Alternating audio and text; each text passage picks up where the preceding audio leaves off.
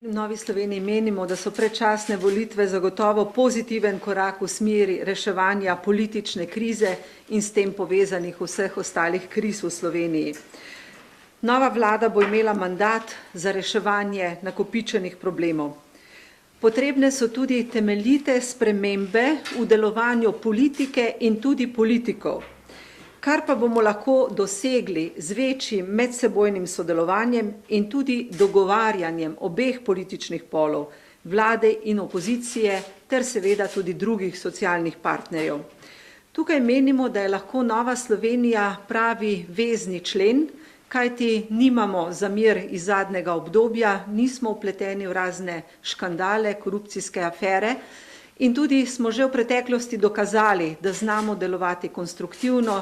in pozitivno, predvsem pa v dobrobit državljanov in države Republike Slovenije. Poleg tega samo verodostojna in homogena vlada lahko prepriča državljane,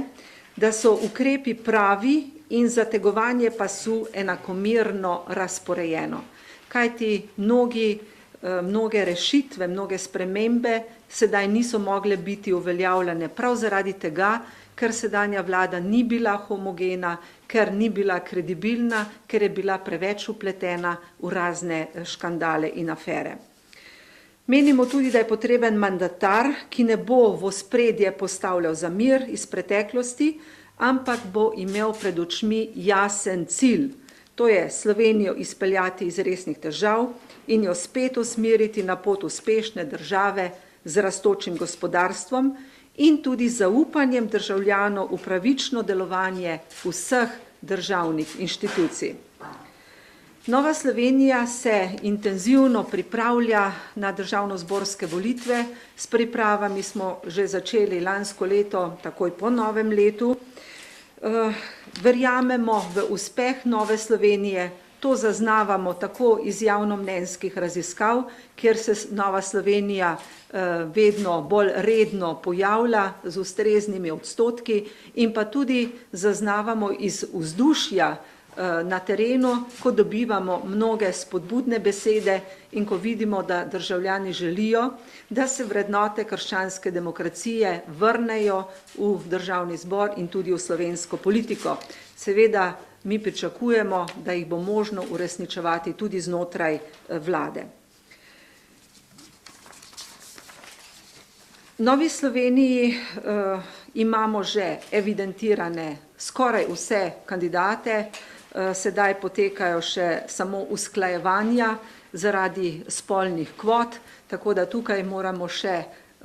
dokončno sprejeti odločitve, sicer imamo ves teren pokrit z 88 kandidati za poslance v državnem zboru. Imamo izkušene kandidate, ki so v preteklosti že opravljali pomembne funkcije, bodisi v vladi, bodisi v državnem zboru ali pa v drugih inštitucijah. Računamo na vse dosedanje funkcionarje, tudi na evropskega poslanca, imamo pa tudi veliko mlajših kandidatov, ki so tako rekoč neobremenjeni s preteklostjo, imajo pa veliko volje, želje in tudi pozitivne naravnanosti do politike, do tega, da želijo nekaj spremeniti, nekaj ustvariti v slovenski politiki. Tudi program je skoraj dokončan, sedaj potekajo še usklajevanja med posameznimi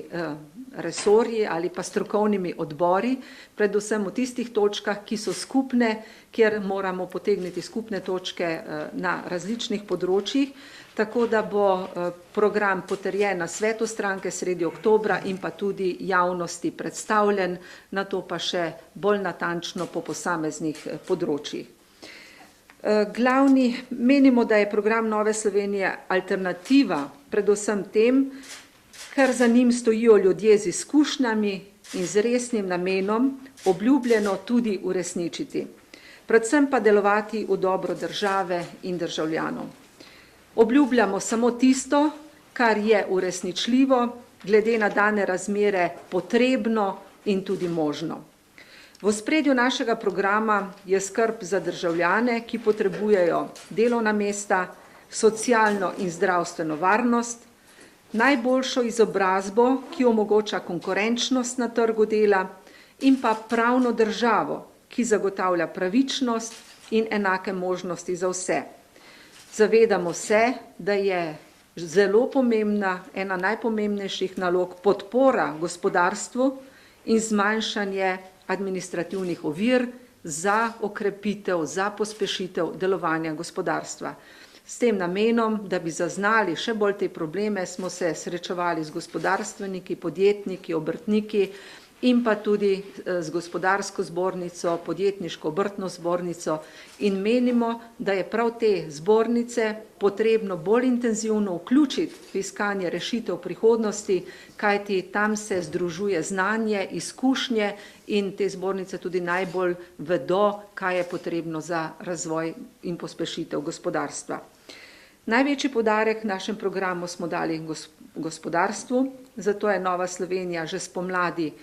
ustanovila svoj gospodarski klub, ki ga vodi izkušen menedžer, celo menedžer z nagrado za življenjsko delo, gospod Milan Matos, ki je povezal več gospodarstvenikov, podjetnikov in so skupaj pripravili naš gospodarski program.